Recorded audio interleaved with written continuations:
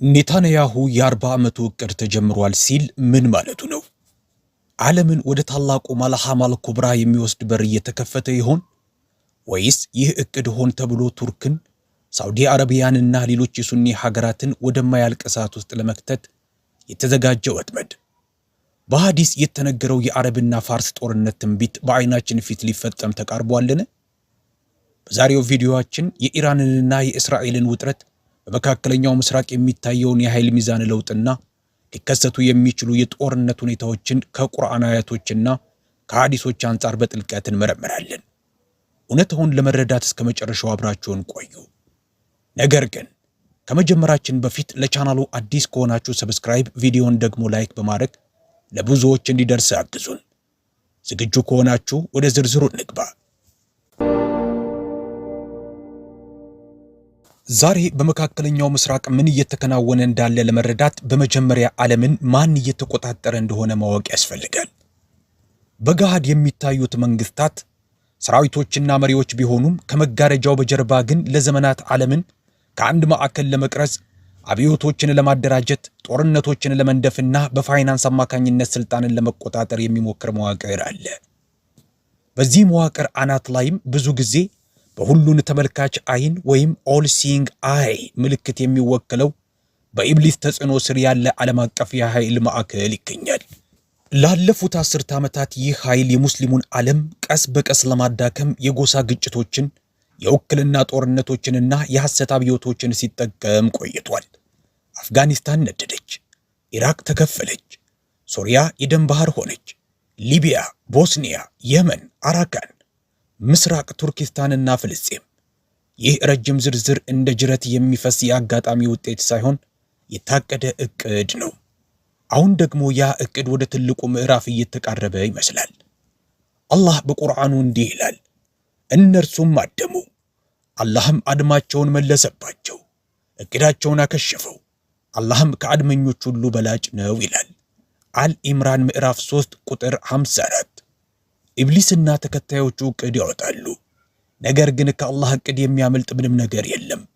በእነዚህ ጨለማ ክስተቶች ውስጥ ይህንን እውነት አለመዘንጋት እውነተኛ ጥበብ ነው። የአላህ መልእክተኛ ነቢዩ ሙሐመድ ሰለላሁ ዐለይሂ ወሰለም እንዲህ ብለዋል፣ ሰዎች ወደ ምግብ ማዕድ እንደሚጠራሩ ሁሉ ብሔሮችም በእናንተ ላይ ለመዝመት የሚጠራሩበት ጊዜ ቅርብ ነው። ሰሃቦቹም በዚያ ቀን ቁጥራችን ጥቂት ስለሆነ ነው ብለው ጠየቁ። እሳቸውም አይደለም፣ በዚያ ቀን ቁጥራችሁ ብዙ ነው።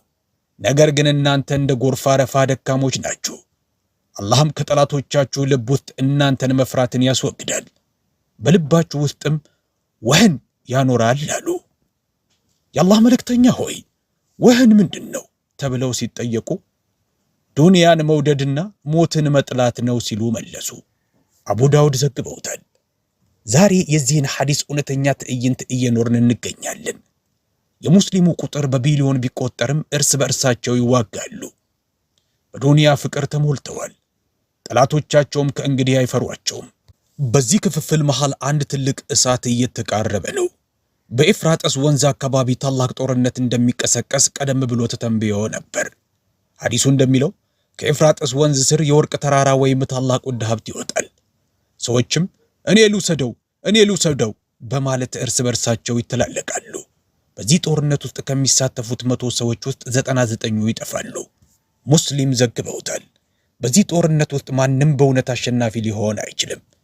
ምክንያቱም የጦርነቱ ትርፍ ለታላላቅ ኃይሎች፣ ለጦር መሳሪያ ነጋዴዎችና ለፖለቲከኞች ብቻ የሚተርፍ ነው። ንጹሐን ዜጎች እንደ ቆሻሻ ይከመራሉ።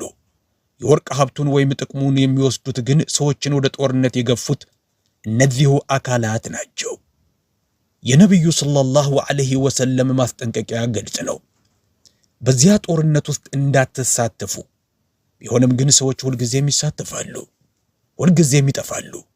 አሁን የመካከለኛው ምስራቅን ካርታ ብንመለከት በኤፍራጥስ ወንዝ በኩል የሚዘረጋው መስመር ዛሬ ካሉት የጦርነት ቀጠናዎች ጋር በቀጥታ ይገጣጠማል።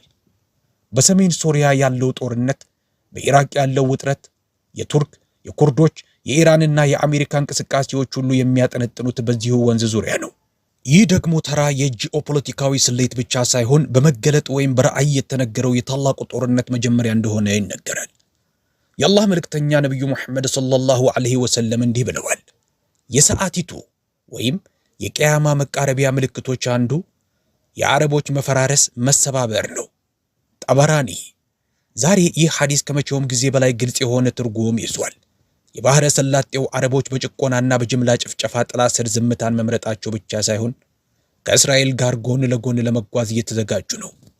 በሶሪያ ለተገፉት አልደረሱም። ከሚዋጉት የየመን ህዝቦች ጋር በቅንነት አልቆሙም። በሊቢያም ሆነ በአዘርባይጃን በጨቋኙ ላይ በጽኑ አልቆሙም። አሁን ደግሞ ሊያጠፋቸው በሚችል የጦርነት አፋፍ ላይ ቆመዋል። አቡ ሁረይራ እንደተረኩት ለአረቦች ወደ እነርሱ እየቀረበ ካለው ክፋት የተነሳ ወዮላቸው ብለዋል። እነዚህ ቃላት እርግማን አይደሉም፣ ይልቁንም ማስጠንቀቂያ ናቸው። ለሚያስተውል ሰው መስታወት ናቸው። ለማየት ለማይፈልግ ሰው እነዚህ ተራ የጥንት ጽሑፎች ሊመስሉ ይችላሉ። ነገር ግን ታሪክ ተራ የጥንት ጽሑፎች ሆኖ አያውቅም። ታሪክ እነዚያ ጽሑፎች በቃላት ደረጃ ሕያው የሚሆኑበት መድረክ ነው። አሁን ያ መድረክ እንደገና እየተገነባ ነው። በዓለም ታሪክ ውስጥ አንዳንድ ወቅቶች አሉ። በእነዚያ ጊዜያት የሚከሰቱት ድርጊቶች ተራ ይመስላሉ። የሚሳኤል ጥቃት፣ ግድያ ወይም የድንበር ግጭት። ነገር ግን ከዓመታት በኋላ ሰዎች ወደ ኋላ ሲመለከቱ አንድ ነገር ይረዳሉ። እነዚህ ሁሉ በእውነቱ የትልቁ ማዕበል መጀመሪያዎች ነበሩ። አንደኛው የዓለም ጦርነት ሲጀምር ሰዎች የዓለም ጦርነት መሆኑን አላወቁም ነበር። ሁለተኛው የዓለም ጦርነት ሲጀምርም ሰዎች ምን እየመጣ እንደሆነ አልተረዱም ነበር። ምናልባት ዛሬ በመካከለኛው ምስራቅ እየሆነ ያለው ነገር እንደዚያ ያለ ጅምር ሊሆን ይችላል። የታሪክ ተመራማሪዎችም በኋላ ስም ይሰጡታል። በኢራንና በእስራኤል መካከል ያለው ጦርነት፣ የአሜሪካ በዚህ ጦርነት ውስጥ መሳተፍና ወደ ሱኒ አረብ ኢራን ጦርነት ሊያመራ የሚችለው እያደገ የመጣው ውጥረት፣ ኩዌት፣ ኳታር፣ አማን፣ ባህሬን፣ የተባበሩት አረብ ኤሚሬቶች፣ ሳውዲ አረቢያ፣ ኢራቅና ሶሪያ ከኢራን በተተኮሱ ሚሳኤሎች ተመትተዋል። ከኢራን የተተኮሰ ሚሳኤል በቱርክ ላይ ሲመክንም በዜና አይታችሁ ሊሆን ይችላል። የመንና ሊባኖስም በእስራኤል ጥቃት እየደረሰባቸው ነው። ይህን ያህል ብዙ ሀገራት በአንድ ግጭት ውስጥ መሳተፋቸው በጣም ያልተለመደ ነገር ነው። በማንኛውም ቅጽበት ትልቅ ቀጠናዊ ጦርነት ሊጀምር ይችላል። በኢራን ውስጥ በየቀኑ ወደ 1000 የሚጠጉ ኢላማዎች እንደሚመቱ ይነገራል። እንዲህ ያሉ ከፍተኛ ጥቃቶች በዓለም ጦርነቶች ውስጥ እንኳ ብርቅ ናቸው። አዎ፣ ዛሬ ብዙ ተንታኞች እንደሚሉት ይህ ጦርነት በእውነቱ በዓለም አቀፍ ኃይሎች መካከል ያለ ግጭት ነው። ምክንያቱም መካከለኛው ምስራቅ ተራ መልክዓ ምድር ብቻ አይደለም። ይህ ክልል የነዳጅ ማዕከል፣ የዓለም አቀፍ የንግድ መስመሮች ቁልፍ ነጥብ፣ 3 አህጉራት የሚገናኙበት ስትራቴጂካዊ ስፍራና የ3 ታላላቅ ሃይማኖቶች እምብርት ነው። በዚህ ምክንያት ታላላቅ ኃይሎች ይህንን ቀጠና መቼም ቢሆን መልቀቅ አይፈልጉም። በመካከለኛው ምስራቅ የሚከሰት እያንዳንዱ ቀውስ የዓለምን ስርዓት የመለወጥ አቅም አለው። አሁን ደግሞ ቀጠናው ወደ በጣም አደገኛ ስሌት እየተጓዘ ነው። በአንድ በኩል ኢራንና በቀጠናው ያሏት አጋሮች፣ በሌላ በኩል ደግሞ እስራኤልና አሜሪካ ይገኛሉ። ነገር ግን ሶስተኛው ዕድል የበለጠ አደገኛ ሊሆን ይችላል። ይህም በሱኒ አረብ ሀገራትና በኢራን መካከል የሚቀሰቀስ መጠነ ሰፊ ጦርነት ነው። ይህ ሁኔታ በአንዳንድ ጂኦፖለቲካዊ ትንታኔዎች በግልጽ እየተወያዩበት ሲሆን፣ አንዳንድ ተመራማሪዎች ደግሞ ይህ አጋጣሚ ላይሆን እንደሚችል ይናገራሉ። ምክንያቱም ለአንዳንድ ኃይሎች በመካከለኛው ምስራቅ ያለው የሱኒ ሺዓ ግጭት እንደ ስትራቴጂካዊ መሳሪያ ሊያገለግል ይችላል። አንድ ትንታኔ እንደሚለው ከሆነ በመካከለኛው ምስራቅ የሚቀሰቀስ ትልቅ የአረብ ፋርስ ጦርነት ለዓለም አቀፍ ኃይሎች ጠቀሜታ ሊኖረው ይችላል። ምክንያቱም እንዲህ ያለው ጦርነት የሙስሊሙን ዓለም ኃይል ወደ ውስጣዊ ግጭቶች በመግፋት ቀጠናውን ያዳክማል። ከቀጠናው የሚወጣው ነዳጅና የተፈጥሮ ጋዝ ወደ ውጭ መላክ አስቸጋሪ ከሆነ በቻይናና በአውሮፓ ላይ ከባድ ኢኮኖሚያዊና ፖለቲካዊ ቀውስ ሊያስከትል ይችላል። እንዲህ ያለው ቀውስ በንግድ ረገድ ለአሜሪካ ጥቅም ሊሰጥ ይችላል። ምክንያቱም ቻይናም ሆነች የአውሮፓ ህብረት የአሜሪካ ዋና ተፎካካሪዎች ናቸው። አሜሪካ ቀደም ሲል በኢነርጂ ፖለቲካ አማካኝነት በቻይና ላይ ጫና አሳድራለች። አሁን ደግሞ ኢራንን በመክበብና ወደፊት ሀብቷን በመቆጣጠር ወደ ቻይና የሚፈሰውን ነዳጅና የተፈጥሮ ጋዝ ለማቋረጥ ልትሞክር ትችላለች። ቻይና ብቻ ሳትሆን አውሮፓም ወደ ጥልቅ የኢኮኖሚ ቀውስ ውስጥ በመግባት የበለጠ ጥገኛ ልትሆን ትችላለች። አውሮፓ ከዩክሬን ቀውስ በኋላ ለኢነርጂ ከፍተኛ ዋጋ መክፈል ጀምራለች። በዚህ ጦርነትም የኢነርጂ ዋጋ በከፍተኛ ሁኔታ ጨምሯል። በሚቀጥሉት ዓመታት ከአሜሪካ የሚመጣው የንግድ ጫናና የታሪፍ ግዴታዎች እየጠነከሩ ሊሄዱ ይችላሉ። አንዳንዶች የወደፊቱ የአሜሪካ አመራር አውሮፓን በኢኮኖሚ ለመቆጣጠር ሊሞክር እንደሚችልም ይጠቁማል። ስለዚህ በኢራን ተጀምሮ በቀጠናው የሚሰራጨው ጦርነት ቀጠናዊ ግጭት ብቻ ሳይሆን እጅግ የላቀ ዓለም አቀፍ የኃይል ትግል አካል ነው። የኢነርጂ መስመሮች፣ የነዳጅ ገበያዎችና ስትራቴጂካዊ መልክዓ ምድር ሁሉም የዚህ ግጭት አካል ናቸው። ኢራንን ለመረዳት በመጀመሪያ አንድ ነገር መቀበል አለብን። ይቺ አገር በምትናገረውና በምትሰራው መካከል ባለው ጥልቅ ልዩነት ለረጅም ጊዜ ስትታወቅ ቆይታለች። በጠረጴዛ ዙሪያ አሜሪካን ታላቁ ሰይጣንና እስራኤልን የሐሰት አገዛዝ ትላቸዋለች። ነገር ግን ከጠረጴዛው በታች ከእነዚሁ ኃይሎች ጋር ስምምነቶችን አድርጋለች። ለጦርነታቸው የሚያመቹ ሁኔታዎችን ፈጥራለች እና በተዘዋዋሪ ጥቅሞቻቸውን በሚያስከብር መልኩ ተንቀሳቅሳለች። ይህ አስተያየት የሱኒ አድሏዊ ውጤት ሳይሆን በታሪካዊ መረጃዎች ላይ የተመሰረተ ነው። እንዲህ አውሮፓውያን አቆጣጠር በ2001 አሜሪካ አፍጋኒስታንን ስታጠቃ ኢራን በተለያዩ መንገዶች ከአሜሪካ ጋር ተባብራለች። የሰሜኑን ጥምረት ኖርዝ አላያንስን የሎጂስቲክስ መስመሮች ደግፋለች፣ የመረጃ ልውውጥ አድርጋለች እና አፍጋኒስታንን መልሶ የመገንባት ውይይቶች ላይ ተሳትፋለች። እንደ አውሮፓውያን አቆጣጠር በ2003 በኢራቅ ወረራ ወቅትም ተመሳሳይ ሁኔታ ታይቷል።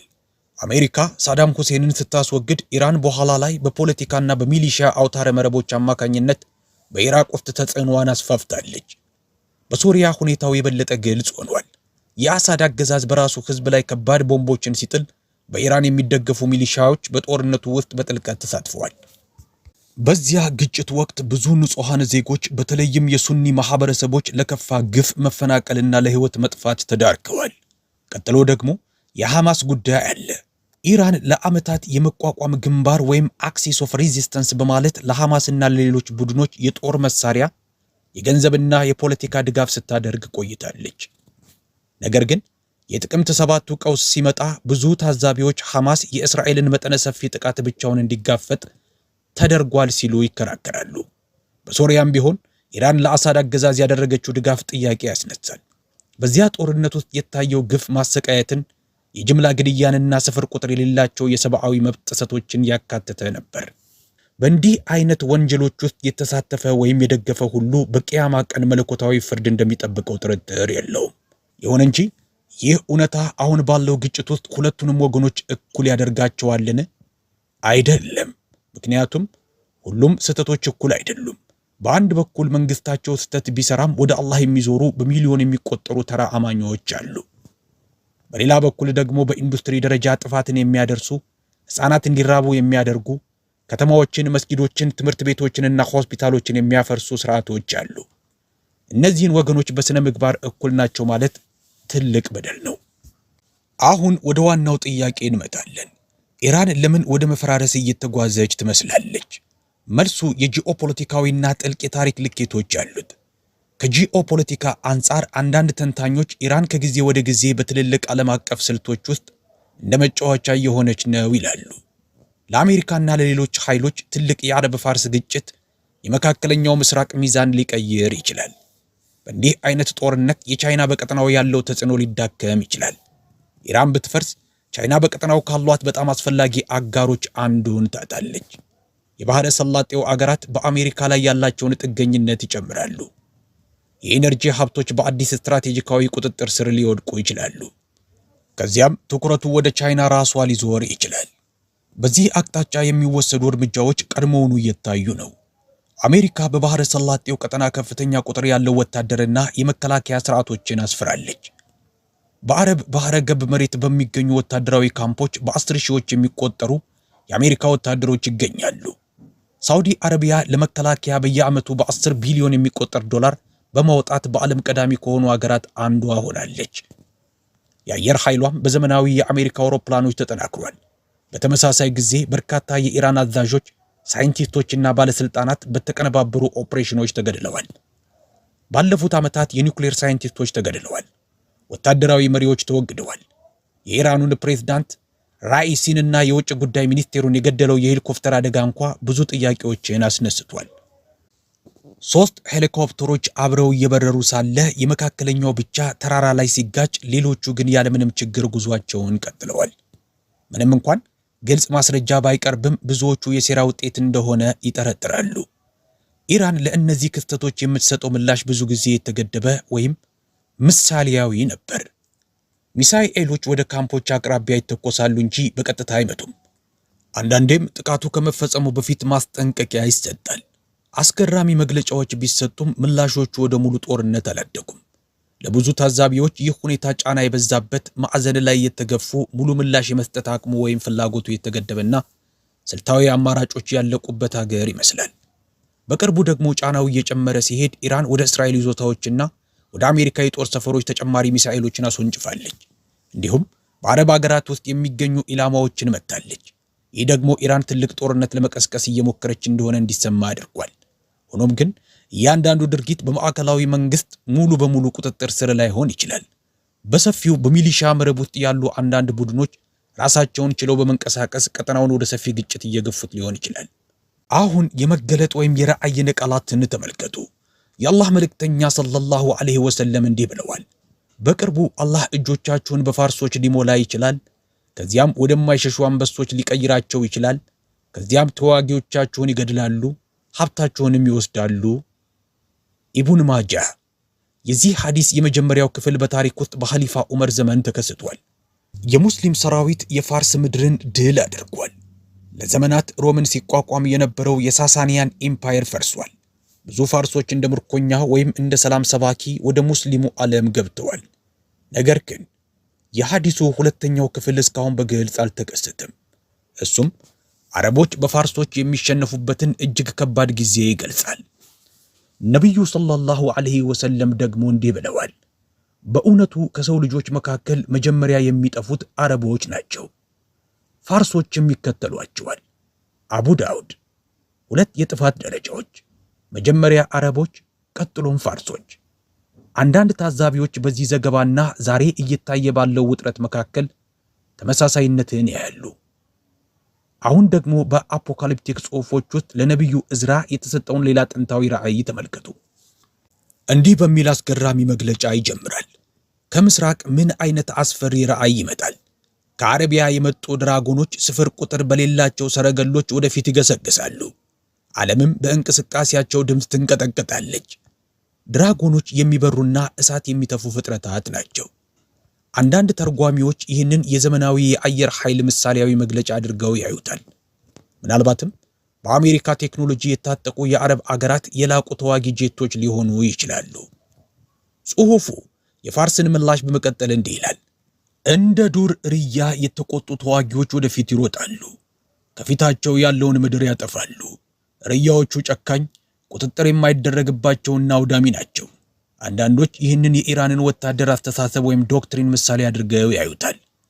ኢራን በአየር ኃይል ደካማ ብትሆንም በሚሳኤል አቅም ግን እጅግ ጠንካራ ናት። በዚህ ትርጓሜ መሰረት የመጀመሪያው የጦርነት ማዕበል በአረቦች የአየር ጥቃት ይጀምራል። ኢራንም በሙሉ በሚሳኤል አቅሟ ምላሽ ትሰጣለች። በኢራቅ፣ በሶሪያ፣ በሊባኖስና በየመን ያሉትን አውታረ መረቦችም ታንቀሳቅሳለች። ዛሬ ኢራቅ የኢራን ተጽዕኖ በጥልቀት ከታየባቸው አካባቢዎች አንዷ ናት።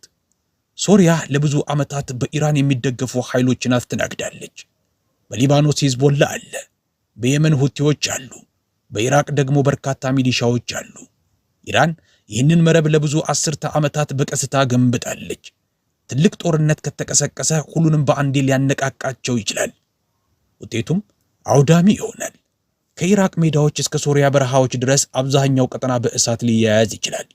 ነገር ግን የራእዩ ቀጣይ መስመር አንድ አስፈላጊ ነገር ይላል። አረቦች ለተወሰነ ጊዜ ያፈገፍጋሉ፣ ነገር ግን በኋላ ላይ ጠንካራ የመልሶ ማጥቃት እርምጃ ይወስዳሉ። ስለዚህ ጦርነቱ በመጀመሪያው ምዕራፍ አያበቃም። የአረብ ሀገራት ይወጣሉ እንጂ አይፈርሱም። በአሜሪካ ድጋፍ፣ በኔቶ እገዛና በዘመናዊ የጦር መሳሪያዎች እንደገና ተደራጅተው ይመታሉ። በዚያ ቅጽበት የኢራን ሚሳኤሎች ሲያልቁ፣ አንዳንድ ወኪሎቿ ወይም ፕሮክሲዎቿ ሲጠፉና ኢኮኖሚዋ ሲፈራርስ ጦርነቱ እጅግ ወሳኝ የሆነ የለውጥ ነጥብ ላይ ሊደርስ ይችላል። በዚያን ጊዜ ደግሞ በነቢዩ ዳንኤል ራእይ መሰረት ሌላ ኃይል ይታያል። ዳንኤል 2 እንስሳትን ይገልጻል፣ አውራ በግና አውራ ፍየል። ጅብሪል አለይሂ ሰላም ራእዩን እንዲህ ሲሉ አብራርተውታል። 2 ቀንዶች ያሉት አውራ በግ የሜዶንና የፋርስ ነገሥታት ናቸው። አውራው ፍየል ደግሞ የግሪክ ንጉሥ ነው። ትንቢተ ዳንኤል ምዕራፍ 8 ቁጥር 20 እስከ 21። አውራ በግ ፋርስን ዘመናዊቷን ኢራን ይወክላል። አውራ ፍየል ደግሞ የግሪኮ ሮማን ዓለም ወራሾች የሆኑትን የምዕራባውያን ኃይሎችን ይወክላል። ዳንኤል ቀጥሎ እንዲህ ይላል፣ አውራ በጉ ወደ ምዕራብ፣ ወደ ሰሜንና ወደ ደቡብ ሲዋጋ አየሁ። በእርሱም ፊት ሊቆም የሚችል እንስሳ አልነበረም። ነገር ግን እኔ ይህንን ሳስብ አንድ አውራ ፍየል ምድርን ሳይነካ ከምዕራብ መጣ። ከሺህ ዓመታት በፊት ምድርን ሳይነካ መምጣት የማይታሰብ ነበር። ዛሬ ግን እንደ አየር ኃይል የረጅም ርቀት ሚሳኤሎች፣ ድሮኖችና ከሩቅ የሚመቱ አውሮፕላኖች ተደርጎ ይወሰዳል። የዘመናዊው የአሜሪካ አየር ኃይል ከዚህ መግለጫ ጋር ይስማማል። ፍየሉ አውራ በጉን በከፍተኛ ኃይል ይመተዋል። ነገር ግን በዚህ ሁሉ መካከል ከሚሳኤሎች ወይም ከአውሮፕላኖች በበለጠ የጦርነቱን አካሄድ ሊለውጥ የሚችል ሌላ ነገር ሊመጣ ይችላል። የእዝራ ጽሑፍ እንዲህ ሲል ይጠቁማል። ከዚያም መንገዳቸው በድብቅ በሚጠባበቅ አሦራዊ ጠላት ይዘጋል። ይህ አሦራዊ ጠላት ማን ነው? ይህንን በቅርቡ እንወያያለን። ምክንያቱም ይህ በጦርነት ውስጥ ተራ ተዋናይ አይደለም። በሚሊዮኖች የሚቆጠሩ ሰዎችን የሚመራ ጨለማ አካል ተደርጎ ተገልጿል። ሐዲሶች እንደሚገልጹት ሰዎችን ወደ ኋላው የሚጎትት አታላይና ኃይለኛ ኃይል ነው። ለጊዜው ይህንን እወቁ። የአረብ ፋርስ ጦርነት የሆነ ቦታ ላይ ሊጀምር ይችላል። ያ የመነሻ ነጥብም ሰዎች ከሚያስቡት በላይ በጣም ቅርብ ሊሆን ይችላል። የአላህ መልእክተኛ ሰለላሁ ዐለይሂ ወሰለም እንዲህ ብለዋል፣ ከሦስት ደጃሎች እንድትጠነቀቁ አስጠነቅቃችኋለሁ። አቡ ዳውድ ዘግበውታል። ሦስት ታላላቅ አታላዮች፣ ሦስት ታላላቅ ማታለያዎች። በአንዳንድ ትርጓሚዎች መሠረት ብዙ የማይታወቀውና ምናልባትም በጣም አደገኛው ከሺያው ዓለም እንደ ሐሰተኛ መህዲ ሆኖ ይመጣል። ነገር ግን ያ በር በሚቀጥለው ክፍል ይከፈታል። ስለዚህ ዛሬ እየሆኑ ያሉት ክስተቶች በተለይም በሐዲስ የተጠቀሰው የአረብ ፋርስ ጦርነት ናቸውን? በሐዲስ ውስጥ በመጨረሻው ዘመን በኢስላማዊው ዓለም ውስጥ ታላላቅ ጦርነቶች እንደሚከሰቱ ተብራርቷል። አንዳንዶቹ ጦርነቶቹ በሙስሊም ማህበረሰቦች መካከል የሚከሰቱ ይሆናሉ። ነቢዩ ሰለላሁ ዐለይሂ ወሰለም እንዲህ ብለዋል፣ ፊትናዎች ወይም ፈተናዎች ይታያሉ፣ ሰዎችም እርስ በእርሳቸው ይገዳደላሉ። በሌላ ሐዲስ ደግሞ ገዳዩ ለምን እንደገደለ አያውቅም፣ ተገዳዩም ለምን እንደተገደለ አያውቅም። ሙስሊም ፊትና። እነዚህ ሐዲሶች የግርግርና የውጥንቅጥ ጊዜያትን ይገልጻሉ። ዛሬ በመካከለኛው ምስራቅ የሚከሰቱ ግጭቶችን ስንመለከት ብዙዎች እነዚህ ሐዲሶች በጣም የተለመዱ ይመስላሉ ይላሉ። ምክንያቱም በዘመናዊ ጦርነቶች ውስጥ ብዙ ሰዎች ለምን እንደሚዋጉ በትክክል አያውቁም። ጦርነቶች ብዙ ጊዜ የሚካሄዱት ለፕሮፓጋንዳ፣ ለጂኦፖለቲካዊ ጥቅሞች፣ ለኢነርጂ ሀብቶችና ለዓለም አቀፍ የኃይል ሚዛን ነው። በዚህ ምክንያት አንዳንድ ተመራማሪዎች አንድ አስፈላጊ ጥያቄ ይጠይቃሉ። ዛሬ ከኢራን ጋር ያለው ውጥረት የትልቅ ጦርነት መጀመሪያ ሊሆን ይችላልን? አንዳንድ የእስልምና ሊቃውንት የዘመኑ የዓለም ስርዓት ወደ ትልቅ የመሰባበር ነጥብ እየተቃረበ ሊሆን ይችላል ይላሉ። ምክንያቱም ዛሬ ዓለም በብዙ ግንባሮች ግጭቶችን እያስተናገደች ነው።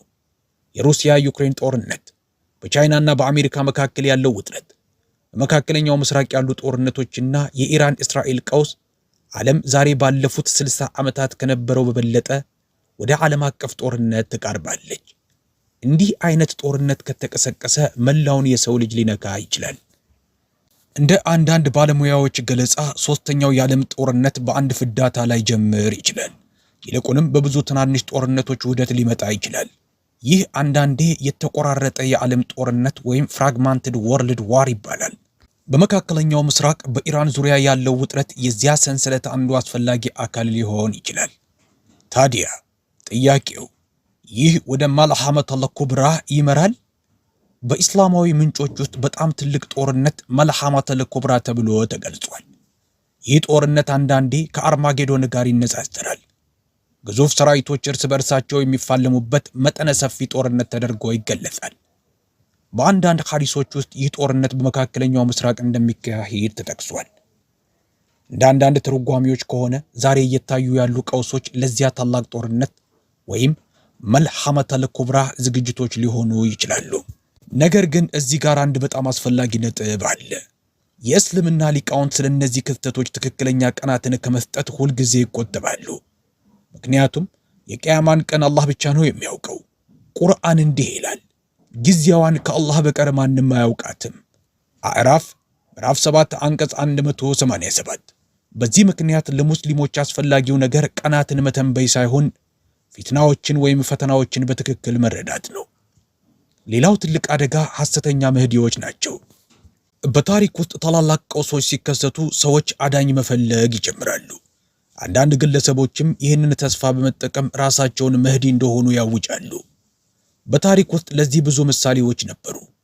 አንዳንድ ጥናቶች እንደሚጠቁሙት በተለይ በሺዓው ዓለም ውስጥ ለመህዲ ወይም ለአዳኙ ትልቅ ጥበቃና ጉጉት አለ። ይህ ጉጉት ደግሞ አንዳንዴ በተወሰኑ ቡድኖች ለፖለቲካዊ ዓላማዎች ሊውል ይችላል። ስለዚህ በታላላቅ ጦርነቶች ወቅት አደጋው ወታደራዊ ብቻ አይደለም። ይልቁንም በርካታ አስተሳሰባዊ ወይም አይዲዮሎጂካል አደጋዎችም ሊኖሩ ይችላሉ። እነዚህም ሐሰተኛ አዳኞች፣ ሐሰተኛ መሲሖችና ሐሰተኛ መህዲዎች ናቸው። ነቢዩ ሰለላሁ ዐለይሂ ወሰለም ስለዚህ ጉዳይ ግልጽ ማስጠንቀቂያ ሰጥተዋል። ከኡመቴ ውስጥ 30 ውሸታሞች ይታያሉ፣ እያንዳንዳቸውም ነቢይ ነኝ ይላሉ።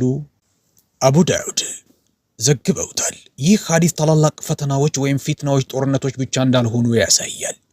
ታዲያ ይህ መልሐመተል ኩብራ ወይም ታላቁ ጦርነት ነውን? በእስላማዊ ምንጮች ውስጥ ከተገለጹት ታላላቅ ጦርነቶች አንዱ መልሐመተል ኩብራ ነው። ይህ ጦርነት በአንዳንድ ሐዲሶች ውስጥ እንዲህ ተገልጿል። ሮማውያኖች አልአማቅ ወይም ዳቢቅ በሚባል ቦታ ላይ ይሰፍራሉ። ሙስሊም ፊትና ላይ። ይህ ሐዲስ በመካከለኛው ምስራቅ እርስ በእርሳቸው የሚፋለሙ ግዙፍ ሰራዊቶችን ይገልጻል። አንዳንድ ሊቃውንት ይህንን ጦርነት በታሪክ ውስጥ ካሉ ታላላቅ ጦርነቶች አንዱ አድርገው ተርጉመውታል። ነገር ግን እዚህ ጋር አንድ በጣም አስፈላጊ ነጥብ አለ። የመልሐመተል ኩብራ ትክክለኛ ጊዜ አይታወቅም። በዚህም ምክንያት ብዙ ሊቃውንት የዘመኑን ጦርነቶች በቀጥታ ከእነዚህ ሐዲሶች ጋር ለማገናኘት ጥንቃቄ ያደርጋሉ። ሆኖም ግን አብዛኞቹ የኢስላም ሊቃውንት በአንድ ነጥብ ላይ ይስማማሉ። ታላላቅ ፊትናዎች ወይም ፈተናዎች ብዙውን ጊዜ የሚከሰቱት በግርግር ጊዜ ነው። መንግስታት ሲዳከሙ፣ ማህበረሰቦች ሲከፋፈሉና ጦርነቶች ሲስፋፉ፣ በእነዚህ ጊዜያት ሰዎች በፍርሃት ይዋጣሉ። በዚያ የፍርሃት ወቅት ደግሞ አዳኝ መፈለግ ይጀምራሉ። በዚህ ቅጽበት ነው አዲስ አደጋ የሚፈጠረው። እሱም ሐሰተኛ መህዲዎች መከሰት ነው። ይህ በታሪክ ውስጥ ብዙ ጊዜ ተከስቷል። ማህበረሰቦች ለታላላቅ ቀውሶች ሲጋለጡ አንዳንድ ግለሰቦች ራሳቸውን መህዲ እንደሆኑ ያውጃሉ። እነዚህ ግለሰቦች አንዳንዴ የፖለቲካ መሪዎች፣ አንዳንዴ የሃይማኖታዊ ሰዎች፣ አንዳንዴ ደግሞ ተሰሚነት ያላቸው አብዮተኞች ሊሆኑ ይችላሉ። አንድ ትንታኔ እንዲህ ይላል። ታላላቅ የግርግር ወቅቶች ለሐሰተኛ አዳኞች መከሰት በጣም አመቺ ሁኔታን ይፈጥራሉ። በዚህ ምክንያት የኢስላም ሊቃውንት ስለዚህ ጉዳይ ሁልጊዜ ያስጠነቅቃሉ። ምክንያቱም ሐሰተኛ አዳኞች ብዙውን ጊዜ ወደ ታላላቅ ጥፋቶች ይመራሉ። በተለይም ስለ አልመህዲ አልኩብራ ወይም ታላቁ መህዲ ሐዲሶችን የተረጎሙ አንዳንድ ሊቃውንት ይህንን ጦርነት በሰው ልጅ ታሪክ ውስጥ ካሉ እጅግ ግዙፍ ግጭቶች አንዱ እንደሆነና ከቂያማ በፊት ከሚከሰቱ ክስተቶች መካከልም ትልቅ የለውጥ ነጥብ እንደሚሆን ተነግሯል። የአላህ መልእክተኛ ሰለላሁ ዐለይሂ ወሰለም እንዲህ ብለዋል። ሮማውያኖች አልአዕማቅ ወይም ዳቢቅ በሚባል ቦታ ላይ ይሰፍራሉ። ሙስሊም ፊትና ሐዲስ ቁጥር 2897። ይህ ሐዲስ ስለ መልሐመተል ኩብራ ወይም ታላቁ ጦርነት በተደጋጋሚ ከሚጠቀሱ ዘገባዎች አንዱ ነው። በሐዲሱ የተጠቀሰችው ዳቢቅ ዛሬ በሰሜን ሶሪያ የምትገኝ ትንሽ ከተማ ብትሆንም በታሪክ ውስጥ ግን ከአናቶሊያ ከሶሪያና ከሜሶፖታሚያ የሚመጡ የበርካታ ሰራዊቶች መገናኛ ስትራቴጂካዊ ቦታ ነበረች። በዚህም ምክንያት አንዳንድ የታሪክ ተመራማሪዎች ዳቢቅ ተራ ከተማ ሳትሆን የስልጣኔዎች ግጭት ነጥብ ናት ይላሉ። በሐዲሱ መሰረት ይህ ተራ ጦርነት ሳይሆን ግዙፍ ሰራዊቶች የሚጋጠሙበት ይሆናል። ነቢዩ ሰለላሁ ዐለይሂ ወሰለም በዚያ ቀን በምድር ላይ ካሉ ምርጥ ሰዎች የተውጣጣ ሰራዊት ከመዲና እንደሚወጣ ተናግረዋል። ይህ ሰራዊት በመልሐመተል ኩብራ የሚፋለመው የሙስሊም ሰራዊት ሲሆን ከፊታቸው የሚቆሙት ደግሞ ሮማውያን ናቸው። የኢስላም ሊቃውንት ሮማውያን የሚለውን ቃል በተለያዩ መንገዶች ተርጉመውታል። አንዳንዶች የቢዛንታይን ግዛትን ሲሉ፣ ሌሎች ደግሞ የምዕራባውያንን ኃይሎች ሊወክል ይችላል ይላሉ። ምክንያቱም በሐዲሱ የተገለጸው የጦርነቱ መጠን ከተራ ቀጠናዊ ግጭት በላይ ነው። ሐዲሱ ጦርነቱ ምን ያህል ከባድ እንደሚሆን ሲያስረዳ 1/3 ሰራዊት ይሸሻል፣ አላህም ንስሐቸውን አይቀበልም። 1/3 ይገደላል፣ እነሱም በአላህ ዘንድ በላጭ ሰማዕታት ናቸው። 1/3ኛው ደግሞ ድልን ይቀዳጃል። ሙስሊም ሐዲስ ቁጥር 2897 ላይ ዘግበውታል። ይህ ሐዲስ የመልሐመተል ኩብራን ታላቅነት ያሳያል። 1/3ኛው በፍርሃት የሚሸሹት ትልቅ ፈተና ይገጥማቸዋል። ምክንያቱም ጦርነት በመሳሪያ ብቻ ሳይሆን በልብና በእምነትም ጭምር የሚደረግ በመሆኑ ነው። 1/3ኛው የሚሆኑት ሰማዕታት በላጭ ሰማዕታት የሚባሉት ጦርነቱ በእውነትና በሐሰት መካከል የሚደረግ ታላቅ ፍልሚያ ስለሚሆን ነው።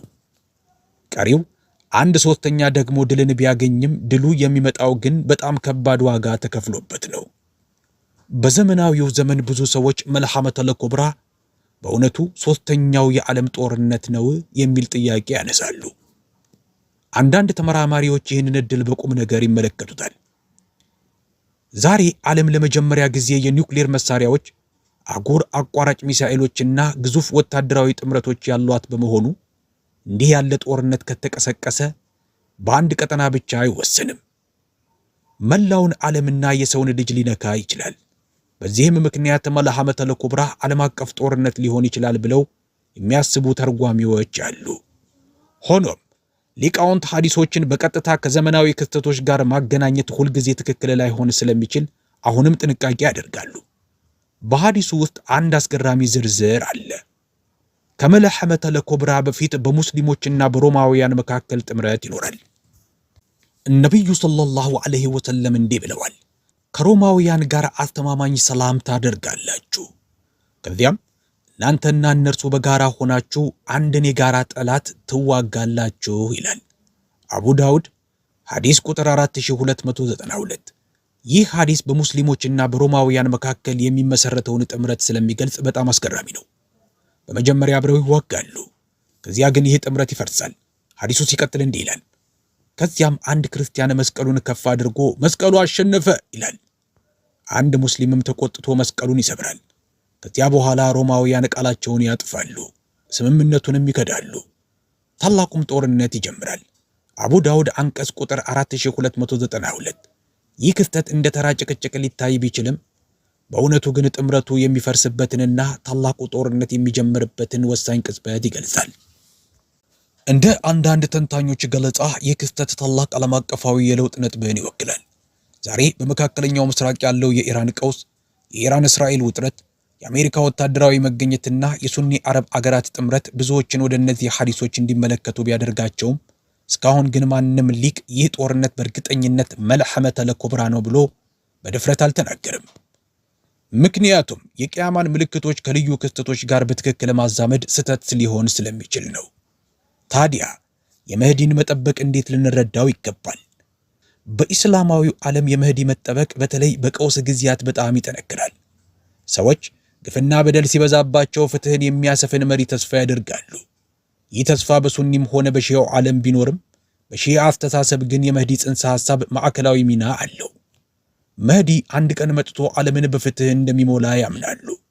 አንዳንድ ጥናቶች እንደሚያሳዩት ይህ እምነት በፖለቲካዊ ንቅናቄዎችም ሊጠቅም ይችላል። ምክንያቱም ጠንካራ የመህዲ መጠበቅ ስሜት ማህበረሰቦችን ለማነቃቃት ትልቅ መሳሪያ ሊሆን ይችላል። በዚህም ምክንያት በታሪክ ውስጥ በርካታ የፖለቲካ መሪዎች ይህንን ተስፋ ለጥቅማቸው ተጠቅመውበታል። ብዙ ግለሰቦች ራሳቸውን መህዲ እንደሆኑ አውጀዋል። አንዳንዶች ጥቂት ተከታዮችን ሲያፈሩ፣ ሌሎች ደግሞ ትልልቅ ጦርነቶችን ቀስቅሰዋል። ለምሳሌ በ19ኛው መቶ ክፍለ ዘመን በሱዳን የተነሳው የመህዲ ንቅናቄ ታላቅ አመጽ አስከትሏል። በዘመናዊው ጊዜም እንዲህ አይነት ይገባኛል የሚሉ ሰዎች ታይተዋል። እነዚህ ክስተቶች ብዙውን ጊዜ የሚከሰቱት በታላላቅ ቀውሶች ወቅት ነው።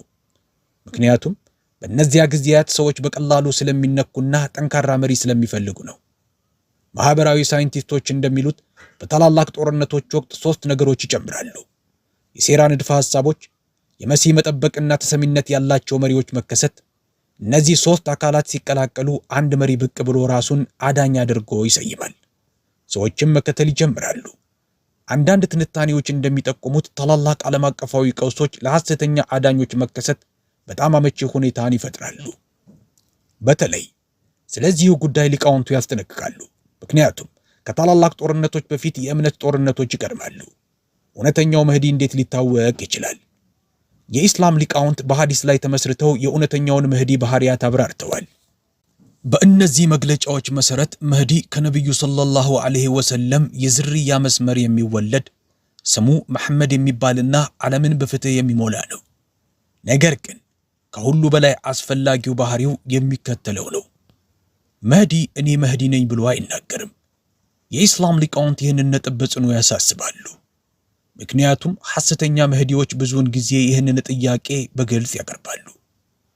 የእውነተኛው መህዲ አጀማመር ግን የተለየ ነው። በዚህም ምክንያት ሊቃውንቱ ሙስሊሞች እያንዳንዱን አዳኝ ነኝ ባይ ጥያቄ እንዳያምኑ ያስጠነቅቃሉ።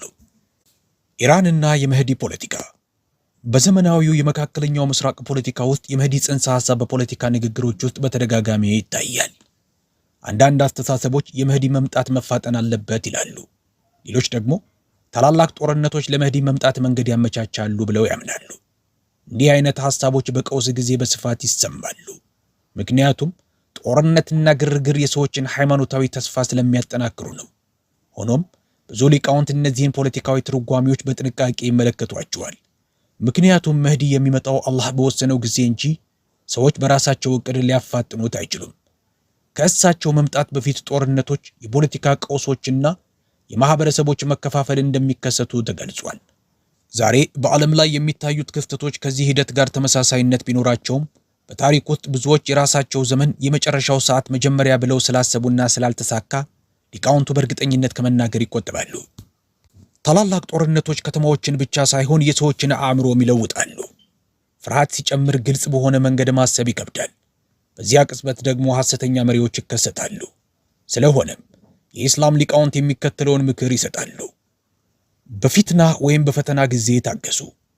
የሰማችሁትን ሁሉ አትመኑና ሃይማኖታዊ ጉዳዮችን አስተማማኝ ሊቃውንትን አማክሩ። ምክንያቱም ታላላቅ ፈተናዎች ብዙውን ጊዜ እውነት በሚመስሉ ውሸቶች ይጀምራሉ። እያንዳንዱ ታላቅ ጦርነት ሁለት ገጽታ አለው።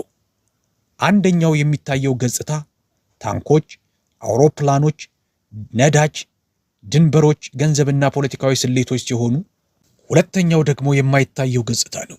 በታሪክ ውስጥ ትልልቅ ውጊያዎች የተሸነፉት በዚያ በማይታየው ወገን ነው። ዛሬ በመካከለኛው ምስራቅ ያለውን ሁኔታ ለመረዳት ካርታውን ማየት ብቻ በቂ አይደለም። እውነተኛው ትግል እየተካሄደ ያለው በጣም ጥልቅ በሆነ ደረጃ ነው። በዚያ ደረጃ ደግሞ በጣም ታጋሹና የረጅም ጊዜ ተጫዋች ኢብሊስ ነው። ኢብሊስ የማይቸኩል ብቸኛ ተጫዋች ነው። ለዘመናት የሚቆዩ ዕቅዶችን ያወጣል። አንድን ቁራጭ ቦታ ለማስቀመጥ 10 ዓመታትን ሊጠብቅ ይችላል። ትልልቅ ዕቅዶቹም ብዙውን ጊዜ ንጹሕ በሚመስሉ በሮች ይጀምራሉ። አላህ በቁርአኑ እንዲህ ይላል፣ ሰይጣን ድህነትን ያስፈራራችኋል፣ በመጥፎ ነገርም ያዝዛችኋል። አላህ ግን ከእርሱ የሆነን ምህረትና ተርፍን ቃል ይገባላችኋል። አላህም ችሮታው ሰፊ አዋቂ ነው። ሱራ በቀራህ ምዕራፍ 2 በአንቀጽ 268 ላይ ተጠቅሷል። የሰይጣን ስልት ቀላል ግን እጅግ ውጤታማ ነው። ሰዎችን በቀስታ ወደ ጦርነት መግፋት መጀመሪያ ለመግባባትን ይሰራል፣ ከዚያ ወገንተኝነትን፣ ከዚያም ግጭትን ይፈጥራል። በመቀጠልም ያለፈውን ታሪክ ያስታውሳል። እነሱ ምን እንዳደረጓችሁ እዩ፣ በአባቶቻችሁ ላይ ምን እንደፈጸሙ ተመልከቱ በማለት ደረጃ በደረጃ ቁጣንና ቅያሜን ይመግባል። በመጨረሻም በታቀደ መንገድ ሰዎችን ወደ ጥፋት ይመራል። በመካከለኛው ምስራቅ ይህ ሂደት ለዘመናት ሲካሄድ ቆይቷል። አሁን ግን የመጨረሻው ምዕራፍ እየቀረበ ይመስላል። ይህንን ምዕራፍ ለመረዳት የኢብሊስን ትልቁን ኢንቨስትመንት ማወቅ አለብን። እሱም የመዝሃብ ወይም የአንጃ ግጭት ነው። ለምንድን ነው ዓለም አቀፍ ኃይሎች በተለይም አሜሪካ ከሱኒ ሺአ ግጭት የሚጠቀሙት? መልሱ ቀላል ነው። የዓለም አቀፍ የኃይል መዋቅሮችን ሊገዳደር የሚችለው ብቸኛው ቀጠና የኢስላሙ ዓለም ነው። የዚህ ቀጠና ኃይል በሙሉ በውስጣዊ ጦርነቶች ላይ ከባከነ ያ ትልቅ አቅም ወደ እውነተኛ ጥንካሬ ሊቀየር አይችልም። በዚህም እስራኤል የበለጠ ደህንነት ይሰማታል፣ ሀብቶች ይባክናሉ፣ እናም የሙስሊሙ ዓለም ራሱን በራሱ ያዳክማል። ታዲያ እንደ ሱኒ ሙስሊሞች አቋማችን ምን ሊሆን ይገባል? በአንድ በኩል እስራኤል አለች፣ በሌላ በኩል ደግሞ ኢራን። ሱኒ ሙስሊሞች ከኢራን ጋር ከባድ ሃይማኖታዊና የፖለቲካ ልዩነቶች እንዳሏቸው ምንም ጥርጥር የለውም። በዚህም ምክንያት አንዳንድ ሰዎች በኢንተርኔትና በውይይቶች ላይ ኢራንና እስራኤል እኩል መጥፎ ናቸው ይላሉ። ሌሎች ደግሞ ገለልተኛ መሆን አለብን ይላሉ። ሌሎች ደግሞ ከዚህም በላይ ይሄዳሉ። አንዳንድ የታወቁ የሃይማኖት አባቶች በቃለ መጠይቆችና በኢንተርኔት ውይይቶች ላይ በኢራን ላይ ያላቸው ጥላቻ በጣም ከመጥለቁ የተነሳ እስራኤልን የሚደግፉ እስኪመስሉ ድረስ ይናገራሉ። ይህ በፍጹም ተቀባይነት የለውም። በተመሳሳይ ጊዜ ብዙ ሙስሊሞች ኢራን የጦርነት ወይም የጥቃት ሰለባ ስትሆን ለሷ አጋርነት ቢሰማቸው ተፈጥሯዊ ነው። ከሃይማኖታዊ ወይም ቴዎሎጂካል እይታ አንጻር በሱኒ እስልምናና በ12ቱ ሺዓዎች መካከል ትልቅ ልዩነቶች እንዳሉ ግልጽ ነው። ሆኖም ግን ላለፉት 1200 ዓመታት እጅግ በጣም ብዙ የሱኒ ሊቃውንት በአንድ የጋራ አቋም ላይ ጸንተዋል። የ12ቱ ሺዓዎች ስህተቶች በራሳቸው ከእስልምና ክበብ አያስወጧቸውም። ስህተቶች አሉ፣ መዛነፎችም አሉ። ነገር ግን እነዚህ መዛነፎች በራሱ በእስልምና ክበብ ውስጥ እንጂ ከእስልምና ውጭ አይደሉም። ስለዚህ አሁንም እንደ ሙስሊም ይቆጠራሉ። አዎ አንድ ግለሰብ እጅግ በጣም እንግዳ የሆኑ ወይም ጽንፈኛ እምነቶችን ቢይዝ እነዚያ የተለዩ እምነቶች እንደ ክህደት ሊፈረጁ ይችላሉ። ነገር ግን በአጠቃላይ አንድ ሰው የዚያ መዝሃብ ተከታይ ነኝ ካለ መሰረታዊው አቀራረብ እንደ ሙስሊም ወንድም ማየት ነው። በአላህ ያምናሉ፣ በመልእክተኛው ሰለላሁ ዐለይሂ ወሰለም ያምናሉ፣ በመጨረሻው ቀን ያምናሉ፣ ለአላህ ይሰግዳሉ፣ ውዱእ ያደርጋሉ፣ በረመዳን ይጾማሉ፣ ራሳቸውን ወደ ቂብላ ያዞራሉ። ከውጫዊም ሆነ ከውስጣዊ እይታ አንጻር እነሱ ሙስሊም ሆነው ይቀጥላሉ። በታሪካችን ውስጥ ያሉ ብዙ ሊቃውንት የተስማሙበት አቋምም ይህ ነው። አዎ ስህተቶች አሉባቸው። ነገር ግን እነዚያ ስህተቶች ከኡመቱ አያስወጧቸውም። የተለያየ ትርጓሜ ሊኖረን ይችላል። በመጨረሻው ዓለም ፈራጁ አላህ ነው። በዚህ ዓለም ግን አብረን መኖርና የተሻለ ማህበረሰብ መገንባት እንችላለን። ሳንጠላላ መለያየት እንችላለን። እርስ በርሳችን ሳንዋጋ መለያየት እንችላለን። በተመሳሳይ ጊዜ በኢራን አገዛዝ ውስጥ ያሉ አንዳንድ አካላት በተለይም እንደ ካሚኒ ያሉ ግለሰቦች የኢስላማዊ አብዮት ጥበቃ ጦር IRGC ክፍሎችና የተወሰኑ የሊቃውንት ቡድኖች በሶሪያ በነበረው ጭፍጨፋ ወቅት በግልጽ በሽር አልአሳድን ደግፈዋል። ሆኖም አላህ በቁርአኑ እንዲህ ይለናል፣ የሰዎች ጥላቻ ወደ ኢፍትሃዊነት አይምራችሁ። ማኢዳ አንቀጽ 8። ይህ አንቀጽ የወረደው በቁረይሾች ላይ ነበር። ሙስሊሞችን በከፍተኛ ሁኔታ የተዋጉና በነቢዩ ሰለላሁ ዐለይሂ ወሰለም ላይ 5 ጊዜ የግድያ ሙከራ ያደረጉ ሰዎች ናቸው። የኢራን አገዛዝ የፈጸመው ማንኛውም ስህተት ቁረይሾች በወቅቱ በሙስሊሞች ላይ ካደረሱት በደል አይበልጥም። ሆኖም አላህ አሁንም ቢሆን ፍትሃዊ ሁኑ፣ ይህም ለጥንቃቄ ወይም ተቅዋ የቀረበ ነው ይለናል። ስለዚህ እኛም ፍትሃዊ እንሁን። በኢራን በሶሪያና በሌሎች ቦታዎች በአንዳንድ ፖለቲከኞች የሚፈጸመው በደል 90 ሚሊዮን የሚሆነውን የኢራንን ሕዝብ አይወክልም። አብዛኛው ተራ ዜጋ ከአገሩ የውጭ ፖሊሲ ጋር ምንም ግንኙነት የለውም። በዚህ ምክንያት ቁጣችን በዚያች ሀገር ውስጥ በሚኖሩ 90 ሚሊዮን ሰዎች ላይ መሆን የለበትም። እንዲሁም በዓለም ዙሪያ ባሉ በግምት 115 ሚሊዮን የሚሆኑ የ12 ሺዓዎች ላይ ሊያነጣጥር አይገባም። አሁን ደግሞ በድጋሚ በኢራንና በእስራኤል ጦርነት ውስጥ ያሉትን ሁለት ወገኖች እንመልከት። በአንድ በኩል ደም የተጠማ የሰፋሪዎች የቅኝ ግዛት መዋቅር አለ። ጭቆናን ወደ ማሽን የቀየረ ስርዓት፣ በኢንዱስትሪ ደረጃ ጥፋትን በማድረስ የሚታማ መዋቅር። የአሁኗ የእስራኤል ወታደራዊና ፖለቲካዊ መዋቅር በጋዛ ሰርጥ በሚገኙ ሲቪል ተቋማት ማለትም በሆስፒታሎች፣ በትምህርት ቤቶችና በሃይማኖታዊ ስፍራዎች ላይ ከፍተኛ ውድመት እያደረሰ ይገኛል። ይህም በሺዎች የሚቆጠሩ ሕፃናትን ለከፍተኛ ረሃብና ለሰብአዊ ቀውስ አጋልጧል። በእስራኤል በኩል የሚካሄዱ የህዝብ አስተያየት ጥናቶች እንደሚያሳዩት አብዛኛው ህዝብ ኔታንያሁን ይደግፋል።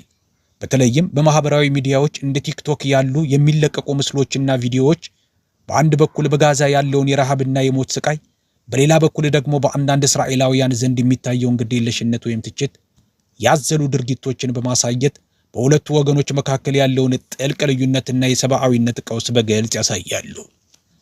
አሁን ደግሞ ይህንን ከኢራን ጋር አወዳድሩት። እዚያ የሚኖረው ተራ ሰው ከውጭ ጉዳይ ፖሊሲ ጋር ምንም ግንኙነት የለውም። በዚያች ሀገር አዛን ይባላል፣ መስጂዶች ይሞላሉ፣ ሰዎች ስጁድ ያደርጋሉ። ይህ ጦርነት እየቀጠለ ባለበት ሁኔታ ቁርአን ይቀራል።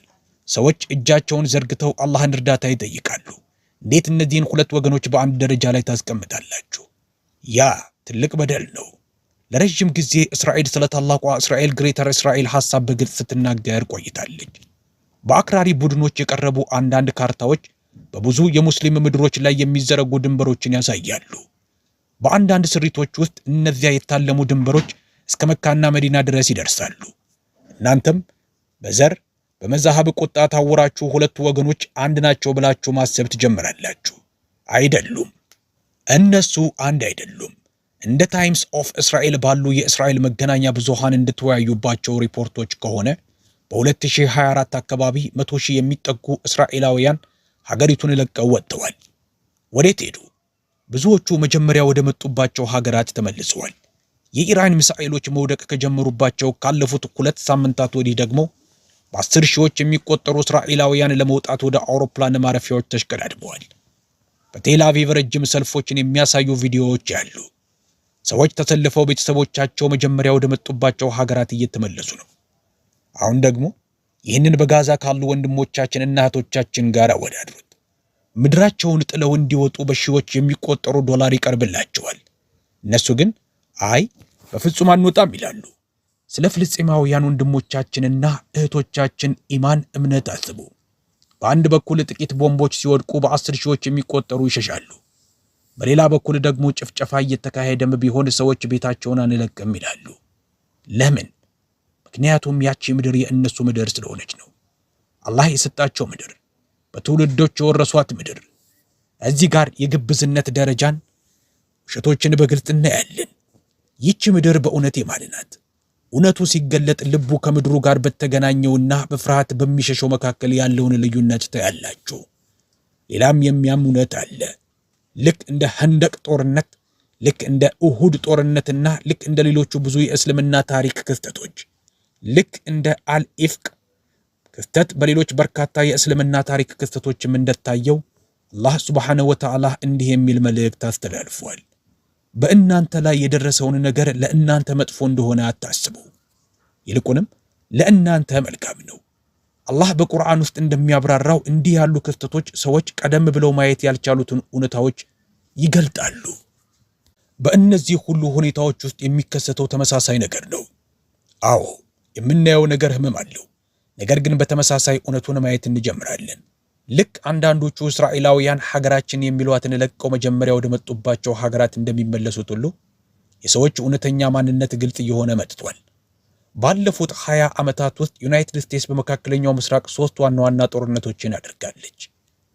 ቢያንስ 7.5 ትሪሊዮን ዶላር አውጥታለች። በ10 ሺዎች የሚቆጠሩ ህዝቦች ህይወታቸውን አጥተዋል። ስፍር ቁጥር የሌላቸው ሰዎች ተገድለዋል። ሙሉ ቀጠናዎቹም ወድመዋል። ለተወሰነ ጊዜ ብዙ ሰዎች ዩናይትድ ስቴትስ ትምህርት ወስዳለች ብለው አስበው ነበር። ሌላ ጦርነት አይፈልጉም ብለው ነበር። ነገር ግን ሱብሃንአላህ አሁንም በድጋሚ በዚያው ነጥብ ላይ እንገኛለን። አሁንም የጦርነት ነጋሪት እየተጎሰመ ነው። አሁንም ያው ትረካ፣ አሁንም ያው የፍርሃት ፖለቲካ። ከ25 ዓመታት ውድቀት ምንም አልተማሩም። ሀገሪቱ ራሷ ከባድ ችግሮች እያጋጠሟት ነው። የኢኮኖሚ ፖሊሲዎች እየተንገታገቱ ነው። የጤና ስርዓቱ ትልቅ ችግር አለበት። የትምህርት ስርዓቱም ከባድ ፈተናዎች አሉበት። በዓለም አቀፍ የትምህርት ደረጃ ዩናይትድ ስቴትስ ከብዙ ሀገራት በኋላ ትገኛለች።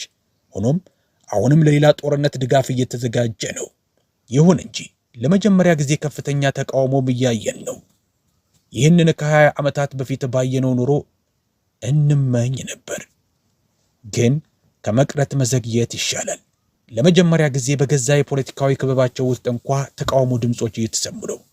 አላህ በቁርአን ውስጥ እንዲህ ይላል፣ አንድ የሆኑ ይመስሉሃል፣ ልቦቻቸው ግን የተከፋፈሉ ናቸው እንደሚለው።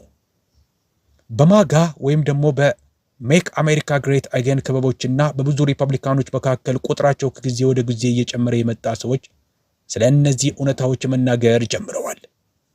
ብዙዎቻችን ከልጅነታችን ጀምሮ የምናውቃቸው እውነቶች አሁን በእነሱም በግልጽ እየተነገሩ ነው። እነዚህ ሰዎች ለ50 ወይም 60 ዓመታት የሚያውቋቸው ነገሮች ናቸው። ሆኖም ግን ከዋና ዋና የቴሌቪዥን ጣቢያዎች ከታወቁ ጋዜጠኞች ወይም ከፖለቲከኞች ሰምተናቸው አናውቅም።